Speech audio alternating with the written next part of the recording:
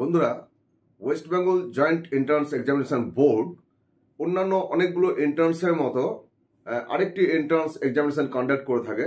সেটা হচ্ছে প্রেসিডেন্সি ইউনিভার্সিটিতে 10+2 এর পরে যে ব্যাচেলার ডিগ্রি বিভিন্ন কোর্সে যারা ভর্তি হতে চাইবে সেই সমস্ত কোর্সের জন্য ইতিমধ্যে নোটিফিকেশন হয়ে গেছে এবং অ্যাপ্লিকেশন প্রসেসও স্টার্ট হয়ে গেছে। তো প্রেসিডেন্সি ইউনিভার্সিটির আন্ডারে যে সমস্ত ব্যাচেলার ডিগ্রি কোর্সগুলো রয়েছে সেই কোর্সগুলোতে ভর্তি হওয়ার জন্য যে ফর্ম ফিল আপের কাজ শুরু হয়েছে, সেই ফর্ম ফিল আপের ব্যাপারে হচ্ছে অনেকগুলো নিয়ম কানুন ভালো করে জেনে নেওয়ার প্রয়োজন আছে। এই বিষয়ে আজকে ভিডিও। নমস্কার বন্ধুরা, আমি ফাল্গুনী মুখোপাধ্যায়। আপনারা দেখছেন আমাদের channel edu help Durgapur. Edu help দুর্গাপুরের পক্ষ থেকে আজকে আমাদের এই ভিডিও সেশনে প্রত্যেককে স্বাগত জানাচ্ছি। আসুন আমরা আজকে দেখে নিই যে একাডেমিক ইয়ার 2025-26 এর জন্য প্রেসিডেন্সি ইউনিভার্সিটির যে টাইম টেবিল ঘোষণা হয়ে গেল সেটা প্রথমে আমরা একবার দেখে নিই। টাইম টেবিলে যেটি বলা হয়েছে যে 28/3/2025 ফ্রাইডে থেকে এটা 28/4/2025 মানডে এটা ফর্ম ফিল আপের কাজ চলবে। এই যে online application with payment of fees এই সময়কালে চলবে, মানে 1 মাস। এরপর বলেছে অনলাইন কারেকশন দেওয়া, অর্থাৎ আমরা যখন এই ফর্ম ফিল আপ করবো তো নিউ ক্যান্ডিডেট রেজিস্ট্রেশন করতে হবে। রেজিস্ট্রেশন করার পরে ওটা ফার্স্ট স্টেপ, সেকেন্ড স্টেপে গিয়ে ফর্ম ফিল আপ এবং থার্ড স্টেপে গিয়ে ফিজ পেমেন্টের পরে কনফার্মেশন পেজ নেওয়ার পরে আমাদের ফর্ম ফিল আপের কাজ শেষ হবে। তো এই রেজিস্ট্রেশন যে পার্টটা হবে, সেই রেজিস্ট্রেশন পার্টে যা যা আমরা ডেটা ইনপুট ওখানে দেব সেগুলো কিন্তু কোনো ভুল হলে কারেকশন করা যাবে না। কিন্তু যদি আমরা যে মূল ফর্ম ফিল আপ পার্ট, অর্থাৎ সেকেন্ড স্টেপ, যেটা সেকেন্ড স্টেপে যা যা ডেটা দেব সেইগুলো কিন্তু কারেকশন করা যাবে। সুতরাং সেই জন্য কারেকশন পোর্টাল খুলবে এবং সেই কারেকশন পোর্টালে যে ডেটটা দেওয়া রয়েছে সেটা হচ্ছে যে কারেকশন করা যাবে এবং রিভাইজ কনফার্মেশন পেজ যেটা সেটাকে প্রিন্ট আউট নিয়ে নিতে হবে এবং তার ডেট দেওয়া হয়েছে 30/4/2025 ওয়েডনেসডে থেকে 2/5/2025 ফ্রাইডে এই পর্যন্ত আমাদের কারেকশন পোর্টালটা খোলা থাকবে। নেক্সট যেটা হবে যে publication of admit card, downloadable admit card যেটা আমাদের পাবলিশ হবে সেটি 6/6/2025 ফ্রাইডে টেন্টেটিভ দেওয়া আছে। এটা অর্থাৎ 6 জুন থেকে চলবে 22 জুন। এটা আমাদের যে অ্যাডমিট কার্ড সেটা ডাউনলোড করা যাবে। নেক্সট ডেট অফ এক্সামিনেশনটা দুটো ডেট দেওয়া আছে, একটি 21 জুন 2025, অন্যটি হচ্ছে 22 জুন 2025 স্যাটারডে এবং সানডে। প্রতি বছর শনিবার এবং রবিবারই হচ্ছে এই পরীক্ষাগুলো হয়। এগুলো টেন্টেটিভ ডেট দেওয়া আছে এবং বিশেষ কারণে কোনো কিছু হলে চেঞ্জ হতে পারে। এরপরে হয়েছে পাবলিকেশন অফ রেজাল্ট, যেটা সেটা পরবর্তীকালে আমার ওয়েবসাইটে জানিয়ে দেওয়া হবে। তো বিভিন্ন নিয়ম কানুন রয়েছে, সেগুলোকে অল্প অল্প করে যদি বলে দিই তাহলে এবছর যারা ফ্রেশার্স তাদের জন্য কিন্তু অনেক সুবিধা হয়ে যাবে। প্রথমেই বলবো যে তুমি যদি আমার চ্যানেল বা আপনারা যদি আমার চ্যানেল প্রথমবার দেখছেন তাহলে অবশ্যই চ্যানেলটাকে সাবস্ক্রাইব করে রাখুন এবং বেল আইকনে ক্লিক করে নোটিফিকেশন ফর অল করে রাখুন। আমাদের চ্যানেলের সঙ্গে সরাসরি যোগাযোগও করতে পারবেন কোনো ডাউট ক্লিয়ারিংয়ের জন্য। আপনারা আমাকে ফেসবুকে ফলো করতে পারবেন, ফেসবুকে এডু হেল্প দুর্গাপুর সার্চ করলে সেখানে আপনারা পাবেন।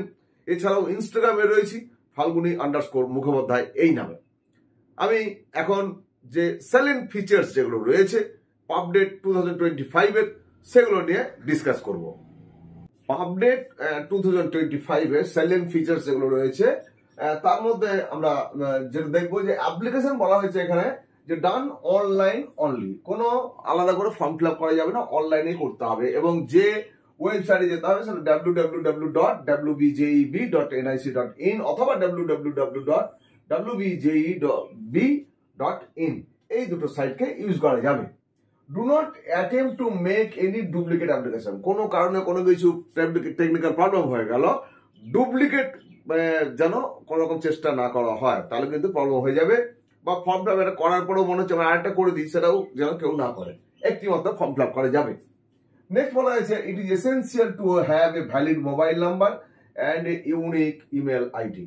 অর্থাৎ প্রথমে রেজিস্ট্রেশন করতে গেলে আমাদের একটা মোবাইল নাম্বার লাগবে এবং একটা ভ্যালিড ইমেল আইডি লাগবে। এই দুটোতেই যা কিছু মেসেজ, যা কিছু ইনফরমেশন সব আসবে। সুতরাং এ দুটো খুব গুরুত্বপূর্ণ বিষয়। নিজস্ব যেন মোবাইল হয় বা পেরেন্টের হলেও চলবে, কিন্তু অন্য কোনো কারো যেন এই মোবাইল নাম্বার না দেওয়া থাকে। এবং ইমেল আইডি যেটা দেওয়া হবে সেই ইমেল আইডিটা ভ্যালিড আছে তো, এটা দেখে নিতে হবে। অনেকদিন আগে আমি অপারেট করেছিলাম বা ওটা করেছিলাম, এখন আর অপারেট করি না, কিন্তু একবার দেখে নিতে হবে সেন্ড করে, মেল সেন্ড করে যে আসছে কিনা। হ্যাঁ, সুতরাং চেক করার পরে তারপর সেই মেল এন্ট্রি দিতে হবে এবং যে পাসওয়ার্ড থাকবে সেই পাসওয়ার্ড কিন্তু অবশ্যই গুরুত্বপূর্ণ জায়গায় লিখে রাখতে হবে। এখানে বলা হয়েছে all future communications by the board will be sent to the registered mobile number and email ID, যেটা বললাম। এখানে বলা হয়েছে WBJEB will not be held responsible for non-receipt of any communication due to wrong, non-existing, non-functional, change mobile number, email ID or any network problem। তাহলে যেটা বললাম যে mobile নাম্বারটাও ঠিকঠাক থাকতে হবে এবং ইমেল আইডি যেটা সেটা যেন ভ্যালিড থাকে, এটা দেখে নিতে হবে। নেক্সট বলা হয়েছে এখানে রেজিস্ট্রেশন পার্ট যেটা হবে সেখানে দিতে হবে নিজের নেম, ক্যান্ডিডেটের name, father's name, mother's name, domicile দিতে হবে, অর্থাৎ ওয়েস্ট বেঙ্গল ডোমিসাইল না আদার সেটা দিতে হবে, অ্যান্ড ডেট অফ বার্থ এগুলো দিতে হচ্ছে। আর entered and submitted, this information can not be change, modified, edited under any circumstances. এই যে আমরা রেজিস্ট্রেশন যখন করব এখানে ফাদার্স নিজের name, father's name, mother's name, domicile, date of birth, gender, এই সমস্ত যা থাকবে ওখানে সেগুলো যা দেব এগুলো কিন্তু কোনো অবস্থাতে কারেকশন পোর্টালে কারেকশন করা যাবে না। The information must match exactly with the school, college admit card, marksheet, certificates, এখানে photo identity cards, caste category, income certificate সব জায়গায় যেন নাম ইত্যাদির স্পেলিং টেলিং সব ম্যাচ করে, সেটা যেন ঠিকঠাক থাকতে হবে। নেক্সট বলা হয়েছে do not share application number, অর্থাৎ যখন রেজিস্ট্রেশন করা হবে একটা অ্যাপ্লিকেশন নাম্বার জেনারেট হবে, এই অ্যাপ্লিকেশন নাম্বার কারোর সাথে শেয়ার করতে মানা করা হয়েছে। পাসওয়ার্ড, সিকিউরিটি কোশ্চেন, অর্থাৎ পাসওয়ার্ড যেটা আমরা দেবো সেই পাসওয়ার্ড দেওয়ার পর একটা সিকিউরিটি কোশ্চেন থাকবে, ড্রপ ডাউন মেনু থেকে সিকিউরিটি কোশ্চেন গুলো পাওয়া যাবে, সেই সিকিউরিটি কোশ্চেন থেকে একটা চয়েস করে দিতে হবে। সাপোজ ওখানে থাকবে what is your pet name কোশ্চেনটা, এইবারে অ্যান্সারটা তো আমি দেবো, আমার বাড়িতে হয়তো একটা ক্যাট আছে বা ডগ আছে, তার কিছু একটা নাম দিলাম, বা বার্ড কিছু একটা তার নাম দিলাম, যে নামটা সে দিলাম। তাহলে এই যে কোন কোশ্চেন, সিকিউরিটি কোশ্চেন কোনটা আমি চুজ করলাম এবং তার এগেন্স্টে কি অ্যান্সার দিলাম, এটা কিন্তু নিজেকে লিখে রাখতে হবে, কারণ পরবর্তীকালে মনে থাকে না যে আমি সিকিউরিটি কোশ্চেনে কোনটা চয়েস করেছিলাম আর কি অ্যান্সার দিয়েছিলাম, সেই জন্য এটা কিন্তু লিখে রাখতে হবে। নেক্সট আমাদের যেটা বলা হয়েছে এখানে যে other than name, father's name, mother's name, domicile, date of birth given in the application need to be corrected. The rectification may be done by the candidate only within the notified correction period. The board will not make or allow any correction thereafter. Other than, অর্থাৎ এই father's name, mother's name এগুলো ছাড়া বাকি যেটা আমি বললাম যে second পার্টে অর্থাৎ সেকেন্ড স্টেপে যে ফর্ম ফিল আপ, সেই ফর্ম ফিল আপে যদি কোনো কিছু ভুল হয় তাহলে সেগুলো কারেকশন করা যাবে, সেই কথাটা এখানে বলা রয়েছে। এবারে এই অ্যাপ্লিকেশনের জন্য 500 যেখানে বলা হয়েছে application fee for per day 2025 is 500 rupees, 500 only for one paper and 250 for each additional paper plus the bank charges যা লাগবে সেটা তো বিয়ার করতেই হবে। তাহলে প্রথমত 500 টাকা লাগছে এবং অ্যাডিশনাল পেপারের জন্য 250 টাকা করে আরো লাগছে। এখানে fee once paid is not refundable under any circumstances, যে ফি পেমেন্ট হয়ে যাবে সেই ফি কিন্তু আর ফেরতযোগ্য নয় বা ফেরত দেওয়া হবে না। Do not wait for the last day to pay registration fee to avoid payment failure by bank. বলছি যে একদম লাস্ট ডেটে গিয়ে কেউ পেমেন্ট করার চেষ্টা করবে না, আগেই করবেন, কেননা আগে করে না এই কারণে যে অনেক সময় যে পোর্টাল সেই পোর্টাল ঠিক মতো কাজ করে না, ব্যাংকের রিকনসিলিয়েশন হতে টাইম লাগে, অনেক সময় পেন্ডিং থেকে যায়, সুতরাং হাতে বহুত টাইম নিয়ে অনেকটা টাইম রয়েছে, 1 মাস ধরে টাইম রয়েছে, সুতরাং সেই টাইমের মধ্যে প্রত্যেকে যত্ন করে ফর্ম ফিল আপ করবেন বা করবেন। এখানে বলা হয়েছে যে কনফার্মেশন পেজ, অর্থাৎ আমরা ফার্স্ট রেজিস্ট্রেশন করব, তারপর সেকেন্ড স্টেপে পুরো ফর্ম ফিল আপ করবো, থার্ড স্টেপে পেমেন্ট করবো, পেমেন্ট করার সব হয়ে যাওয়ার পরে ওখানে আসবে ডাউনলোড কনফার্মেশন পেজ। এই ডাউনলোড কনফার্মেশন পেজ যেটা হবে, এই কনফার্মেশন পেজকে অবশ্যই ডাউনলোড করে একদম সরাসরি প্রিন্ট করে রেখে দেবেন, কারণ প্রিন্ট করে না রাখলে এটা মিসিং হয়ে গেলে অন্য কোথাও থেকে পাওয়া যাবে না, যেটা কিন্তু কাউন্সিল স্তরে লাগবে। সুতরাং কনফার্মেশন পেজটা মাস্ট প্রিন্ট করে রাখার জন্য সবাইকে অ্যাডভাইস করছি। এখানে এই কনফার্মেশন পেজ এবং অ্যাডমিট কার্ড যেটা হবে সেটা হচ্ছে সেফ কাস্টডিতে রাখার জন্য, অর্থাৎ ভালো জায়গাতে নিজেকে যত্ন করে রাখার জন্য বলা হয়েছে। আপনারা এখানে বলা হয়েছে যে for the academic session 2025-26 the board is going to conduct the entrance test update 2025 for admission to full-time Bachelor of Arts BA and Bachelor of Science BSc courses major বা অনার্স যেটা বলা হয় in the Presidency University. List of available subjects in given below. এখানে আমাদের subject গুলো দেওয়া রয়েছে। সায়েন্সের একটা গ্রুপ করা হয়েছে, হিউম্যানিটিস বা যে সোশ্যাল সায়েন্স তার উপর একটা গ্রুপ করা হয়েছে। সায়েন্সের মধ্যে এখানে যেটি পড়ানো হয় হচ্ছে physics, chemistry, mathematics, geography, economics, statistics, geography, life science. এছাড়াও আমাদের হিউম্যানিটিস এবং সোশ্যাল সায়েন্সের গ্রুপে যেটি রয়েছে Bengali, English, Hindi, history, political science, philosophy, sociology এবং পারফর্মিং আর্টস, এই সাবজেক্টগুলোর উপরে অ্যাপ্লাই করা যাবে। বলা হয়েছে যে any candidate can apply for maximum of 3 papers given below. যে পেপারে আমরা বললাম 3টে পেপার ম্যাক্সিমাম চয়েস দেওয়া যাবে। এখানে বলা হয়েছে যে এই যে পেপার 1, 2, 3, 4 করে দেওয়া, যেখানে যে এক্সামিনেশন হবে সেটা পেপার 1, 2 এই যে নাম্বার ধরে এক্সামিনেশন হবে, সেই জন্য দুটো ডেট আছে। এই দুটো ডেটে দুটো স্লট এমন ভাবেই পড়বে যে দুটোই যেন সাবজেক্টে যে 3টে সাবজেক্ট দেবে সেই 3টে সাবজেক্ট যেন তা কভার করতে পারে, সেভাবে অ্যাকচুয়ালি থাকবে। তো এখানে সিলেবাস দেওয়া হয়েছে যে জিওগ্রাফির জন্য কি হবে, জিওগ্রাফি 100 মার্কসের থাকবে, ইংলিশ এবং বেঙ্গলিতে হচ্ছে কোশ্চেন পেপার পাওয়া যাবে। এবারে ইংলিশ যেটা হবে সেটা ইংলিশে 100 মার্কসের কোশ্চেন হবে, ইংলিশ ভার্সানই কোশ্চেন থাকছে। ইকোনমিক্স, স্ট্যাটিস্টিক্স, ম্যাথমেটিক্স, এগুলো হচ্ছে ম্যাথমেটিক্স এবং বেসিক ইংলিশ যেটা থাকবে 80 + 20 মোট 100। এবারে এটা ইংলিশ এবং বেঙ্গলিতে কোশ্চেন অ্যাভেলেবেল হবে। পলিটিক্যাল সায়েন্স যেটি থাকছে পলিটিক্যাল সায়েন্স পেপার 4, এখানে থাকছে পলিটিক্যাল সায়েন্সে থাকছে 100 মার্কস এবং ইংলিশ বেঙ্গলিতে কোশ্চেন অ্যাভেলেবেল হবে। থাকছে বেঙ্গলিতে 100 মার্কসের হবে বেঙ্গলি ভার্সন কোশ্চেন পেপার। হিন্দিতে 100 মার্কসের হবে। কেমিস্ট্রি, ফিজিক্স, জিওলজি, এই 3টে সাবজেক্টের জন্য আমাদের যে কোশ্চেন পেপার হবে সেটার উপর থাকবে mathematics, physics and chemistry. Mathematics থাকবে 40, ফিজিক্স থাকবে 30 এবং কেমিস্ট্রি থাকবে 30, মোট 100। এখানে ইংলিশ এবং বেঙ্গলি ভার্সনে কোশ্চেন পেপার থাকবে। হিস্ট্রি যারা পরীক্ষা দেবে তাদের জন্য হিস্ট্রির উপরে 100 মার্কসের কোশ্চেন হবে, আর এখানে ইংলিশ এবং বেঙ্গলিতে কোশ্চেন পেপার অ্যাভেলেবেল হবে। এখানে লাইফ সায়েন্স যে কোশ্চেন, তার লাইফ সায়েন্সের উপরে 100 মার্কসের কোশ্চেন হবে এবং ইংলিশ বেঙ্গলিতে কোশ্চেন পেপার অ্যাভেলেবেল হবে। এছাড়াও এখানে ফিলোসফি, সোসিওলজি এবং পারফর্মিং আর্টস, এই যে 3টে সাবজেক্ট, এটা একটা গ্রুপ। এই গ্রুপ পেপার 10 যেটি, এই পেপার 10 এখানে কোশ্চেনে ওদের অ্যান্সার করতে হবে বেসিক ইংলিশের উপরে, লজিক্যাল রিজনিং থাকবে অ্যান্ড জেনারেল নলেজ থাকবে। এখানে প্রথমে যে বেসিক ইংলিশ তার উপরে 50 থাকছে, লজিক্যাল রিজনিং তার উপর 30 থাকছে এবং জেনারেল নলেজ 20 থাকবে। মোট 100 নম্বরে কোশ্চেন হবে। এই গ্রুপটার অর্থাৎ ফিলোসফি, সোসিওলজি এবং পারফর্মিং আর্টস, এই গ্রুপটার কিন্তু কোশ্চেন পেপার অ্যাভেলেবেল হবে অনলি ইংলিশ ভার্সনে। এখানে কিন্তু অন্য কোনো ভার্সনে পাওয়া যাবে না। এখানে বলা হয়েছে যে অ্যাপ্লিকেশন করার আগে বলছে applicant must go through the schedule of test time table given in section 2.3 before choosing the papers. অর্থাৎ এই যে ম্যাক্সিমাম 3টে পেপার চয়েস করতে পারবো আমরা, তার জন্য বলছে 2.3 তে আগে শিডিউলটা দেখে নিতে হবে যে কোন কোন পেপারটা শিডিউল কিভাবে আছে, সেই অনুযায়ী দুই পেপারটা চয়েস করতে হবে, নাহলে কোয়েনসাইড করে গেলে কিন্তু মিস করে যাবে কোনো একটা সাবজেক্ট। সিলেবাস যেটা বলা হয়েছে যে syllabus of test, the test will be based on the syllabi of 11th and 12th standard of recognised board council. অর্থাৎ 10+2 এ যা পড়াশোনা করা হয়েছে তার ভিত্তিতে কিন্তু কোশ্চেন পেপার হবে, সুতরাং সেইভাবে নিজেদেরকে প্রিপেয়ার করতে হবে।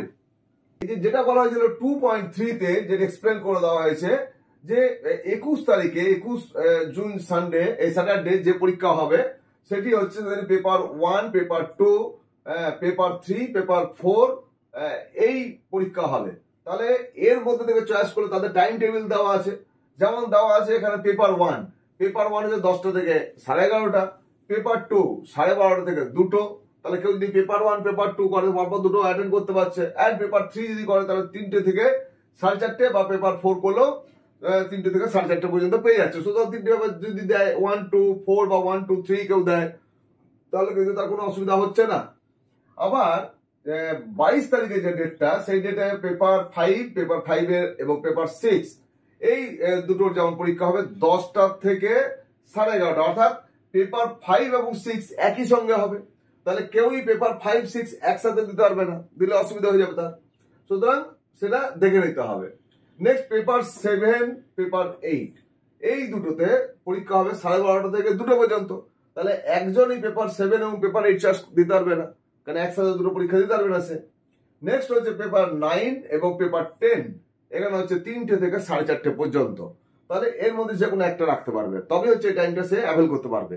তো এই জিনিসটাকে দেখে নিয়ে হচ্ছে সাবজেক্ট চয়েস করার জন্য বলা হয়েছে।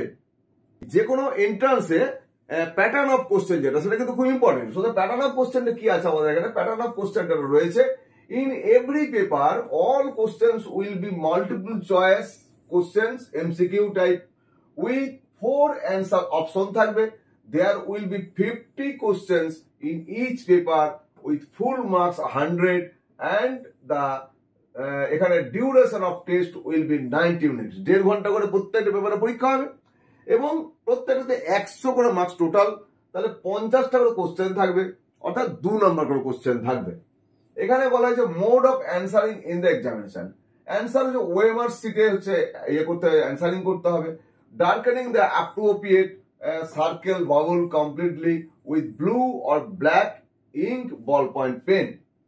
এখানে বলা হয়েছে যে any other kind of marking, that is filling the circle bubble incompletely, filling pencil cross marks, tick marks এসব যদি হয় তাহলে সেগুলোতে ক্যান্সেল হয়ে যাবে। এখানে স্কোরিং মেথোডোলজি যেটা বা মার্কিং প্যাটার্ন যেটা, সেটা কি আছে আমাদের এখানে, all questions will have 4 answer option বলে দিয়েছে। Only 1 option is correct. Correct response will be yield 2 marks, 2 নম্বর করে পাবে। এবং বলেছে incorrect response will yield half, অর্থাৎ 25% নেগেটিভ মার্কস হয়ে যাবে, অর্থাৎ হাফ নম্বর করে কাটা যাবে। একটা যদি ভুল হয়ে যায় তাহলে হাফ নাম্বার কাটা যাবে। এবং এখানে বলা হয়েছে যে for any combination of response with more than 1 option এই said answer the be treated as incorrect and will yield half, অর্থাৎ 25% নেগেটিভ হয়ে যাবে। কিন্তু অর্থাৎ মনে হতে পারে যে একটা কোশ্চেনের অ্যান্সার খুব নিয়ারেস্ট, কাছাকাছি, কিন্তু কোনো অবস্থা দুটোতে করা যাবে না, ফিল করা যাবে না। একটাই করতে হবে, সব থেকে কাছের যেটা সেই অ্যান্সারটা হচ্ছে ধরা হবে রাইট। সুতরাং যদি কেউ এরকম করে থাকে, দুটো করে দিল, সেক্ষেত্রে কিন্তু তার নেগেটিভ হয়ে গেল। ওখানে এখানে বলেছে নো রেসপন্স উইল ইল্ড 0, অর্থাৎ আমি যদি কোশ্চেনটা অ্যাটেম্পই না করি তাহলে ওটা 0 থাকবে, অর্থাৎ জন্য কোনো নেগেটিভ মার্কিং কিন্তু হবে না। আরেকটা গুরুত্বপূর্ণ বিষয়, এই যে পরীক্ষা হবে, এন্ট্রান্সটা হওয়ার পরে র্যাঙ্ক ডিক্লেয়ার হবে, দ্যাট ইজ জিএমআর ডিক্লেয়ার হবে, সাবজেক্ট ওয়াইজ জিএমআর, অর্থাৎ যে যে সাবজেক্ট চয়েস করবে সেই সাবজেক্টে তার জিএমআর, অর্থাৎ বিভিন্ন ধরনের হবে। একই জিএমআর দুটো জনের হতে পারে, অর্থাৎ দুটো সাবজেক্ট কম্বিনেশন আছে, দুরকম জিএমআর হতে পারে। সুতরাং এখানে যে জেনারেল মেরিট র্যাঙ্ক হবে। এছাড়াও গভর্নমেন্টের পলিসি অনুযায়ী SC, ST, OBC, OBC B, EWS এই সমস্ত যে রিজার্ভেশন, সেগুলো কিন্তু গভর্নমেন্টের পলিসি অনুযায়ী সেগুলো থাকবে। তবে যা কিছু হবে, আমার সিট অ্যালটমেন্ট যেটা হবে সেটা জিএমআর ভিত্তিতে হবে। এই বিষয়ে যদি কারোর কোনো রকম ডাউট থাকে, হোয়াটসঅ্যাপ করলে বা ফোন করলে তাকে আরো ক্লিয়ার করে দেওয়া সম্ভব হবে। এবারে আমাদের এলিজিবিলিটি ক্রাইটেরিয়া কি রয়েছে এখানে, 10+2 সিস্টেমে পাস করতে হবে। যারা নট বিফোর 2024, যারা 24 এর আগে যারা 10+2 পাস করে আছে, তারা কিন্তু এই এন্ট্রান্স এক্সামিনেশন পার্টিসিপেট করতে পারবে না। অর্থাৎ 24 এ যারা পাস করেছে এবং 25 এ যারা 10+2 ইতিমধ্যে দিয়েছে, তারা হচ্ছে কেবলমাত্র এলিজেবল, অর্থাৎ 2 বছরের ক্যান্ডিডেটরা কিন্তু এই সুযোগ পাচ্ছে। এখানে বলা হয়েছে যে candidate must pass any of the aforementioned examination with at least 5 recognized subjects, full marks not less than 100, of which English will be one of the subject and excluding compulsory environmental science. Environmental science কে কিন্তু compulsory subject best of 5 এ থাকলে হবে না। The aggregate is to be calculated considering score in best of 4 recognized subjects excluding compulsory environmental science. যদি best of 4 নিয়ে এখানে করা হবে, কিন্তু তার মধ্যে এই এনভায়রনমেন্টাল সায়েন্স এই সাবজেক্টটি থাকা চলবে না। এখানে বলা হয়েছে the candidate must fulfil the minimum eligibility criteria as per the following table in his her qualifying examination in 12 standard. এখানে বলেছে SC ST PWD candidates will get 25% and 5% relaxation respectively in required minimum aggregate score and also in required minimum marks under additional eligibility criteria। এখানে যে criteria দেওয়া আছে সেটা minimum aggregate বলছে score in percentage in 12 স্ট্যান্ডার্ডে যেটা থাকতে হবে।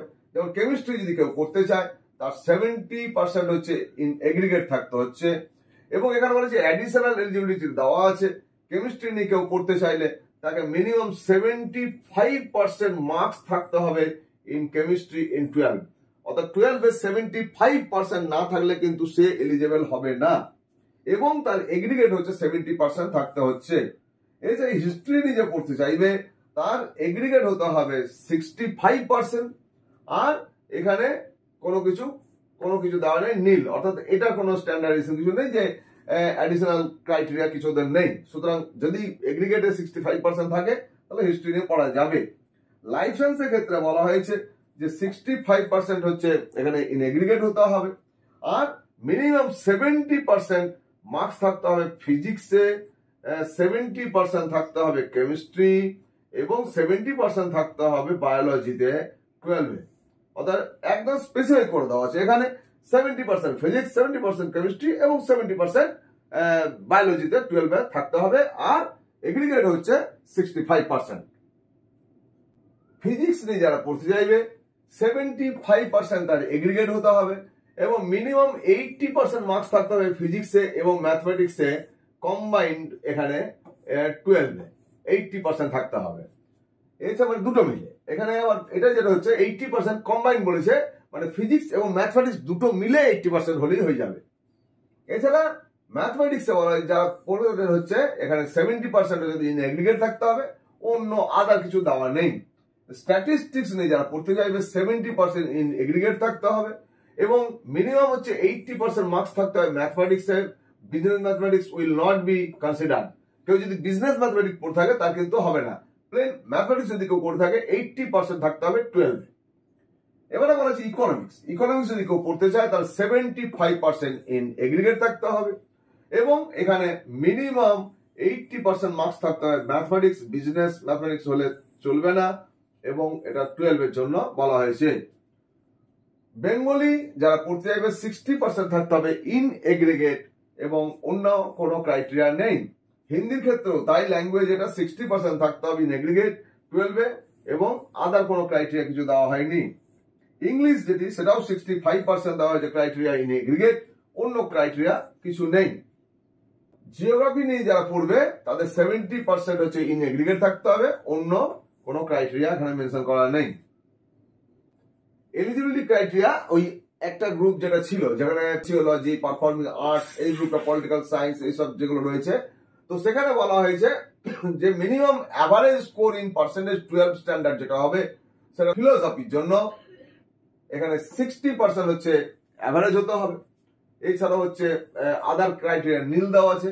Sociology হচ্ছে 60% দেওয়া আছে, আদার ক্রাইটেরিয়া নীল দেওয়া আছে। পারফর্মিং আর্টস 60%, আদার ক্রাইটেরিয়া নীল। পলিটিক্যাল সায়েন্স যারা পড়বে তাদের জন্য 70% এগ্রিগেটে 12-এর, কিন্তু আদার ক্রাইটেরিয়া কিছু নেই।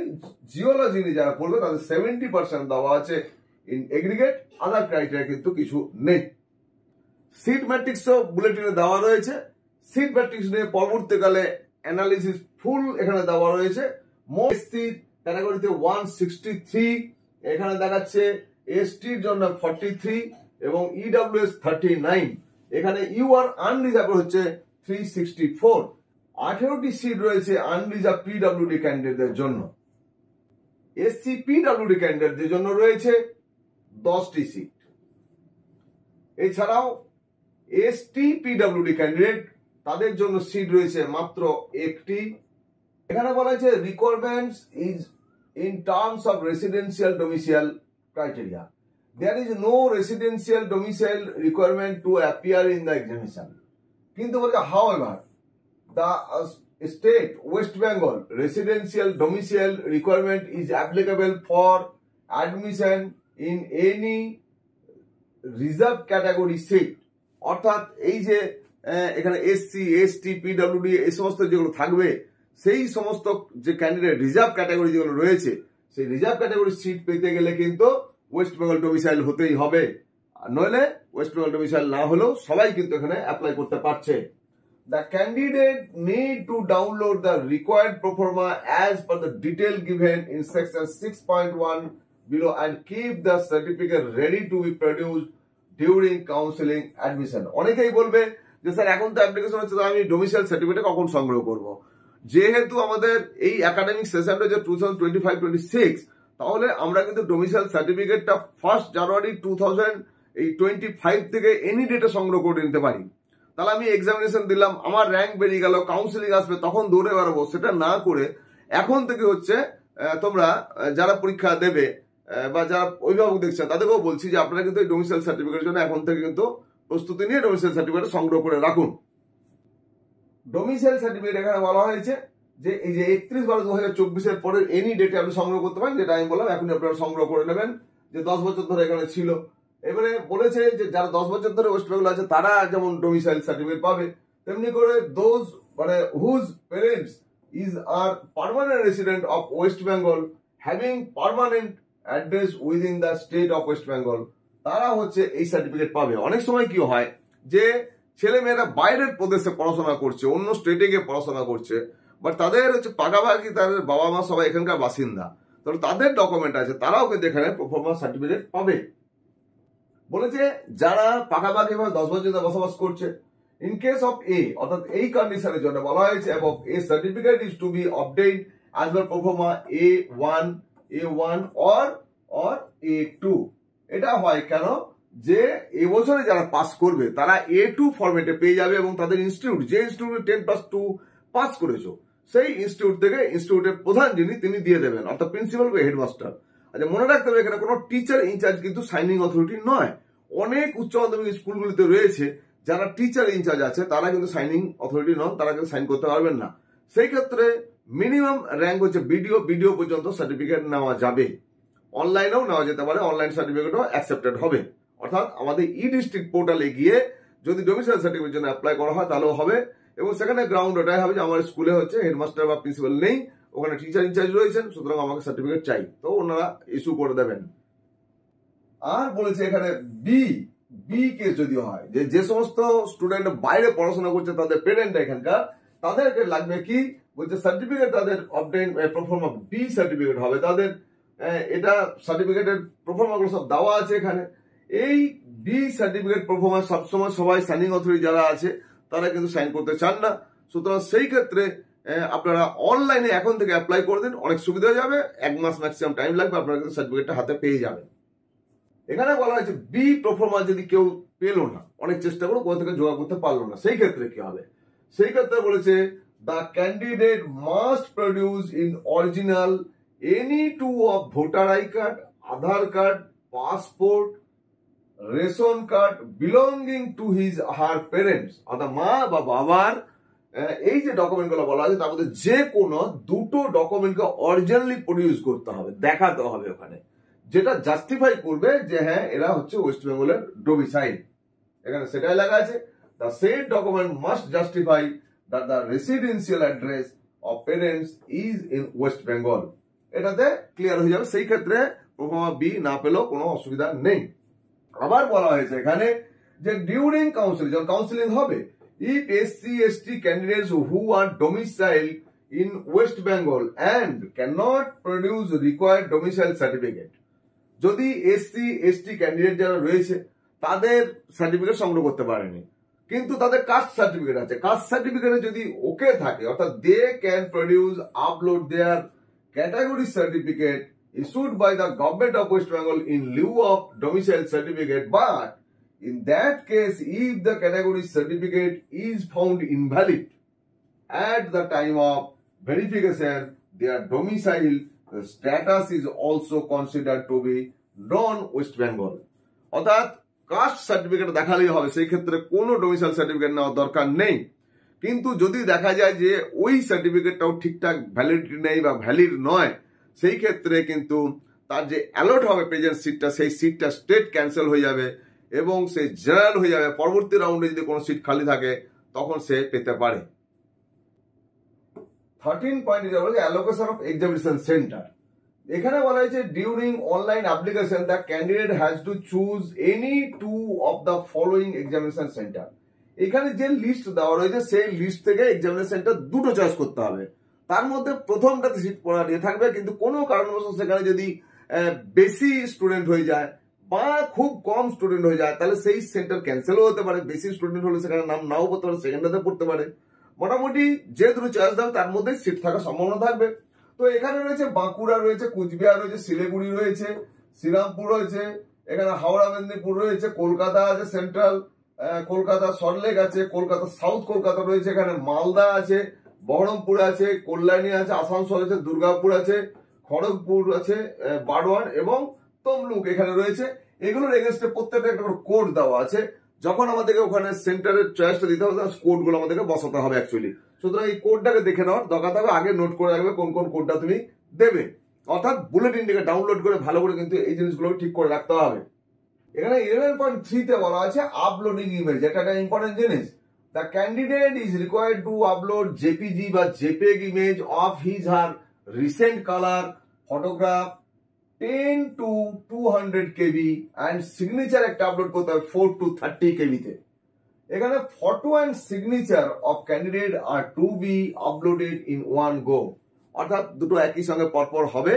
এখানে প্রথমে ফটোটা যেটা হবে, ফটোটা লাইট কালারের, ব্যাকগ্রাউন্ডটা লাইট কালার, হোয়াইট না হয়ে একটু লাইট কালারও হতে পারে। ছবিতে কান দুটো পরিষ্কার যেন দেখা থাকে এবং চোখ যেন ক্যামেরার দিকে সোজা থাকে, সেটা ফলো করতে হবে। প্রফেশনাল হচ্ছে ফটোগ্রাফারকে দিয়ে ফটো তোলার জন্য অ্যাডভাইস করা হয় এখানে। সুতরাং কেউ হচ্ছে মোবাইলে তুলে ছবি যদি কোনো ডিসক্রিপেন্সি চলে আসে তাহলে কিন্তু যে মেসেজ আসবে সেই মেসেজকে ফলো করতে হবে এবং তার একদিনের মধ্যে তাকে নতুন করে আপলোড করতে হবে। সেটা যদি খেয়াল রাখতে ভুলে যায় কেউ তাহলে কিন্তু ক্যান্সেল হয়ে যাওয়ার সম্ভাবনা থাকবে, কেন পরীক্ষার সময় মিসম্যাচ হয়ে যাবে, পরীক্ষা দিতে দেবে না।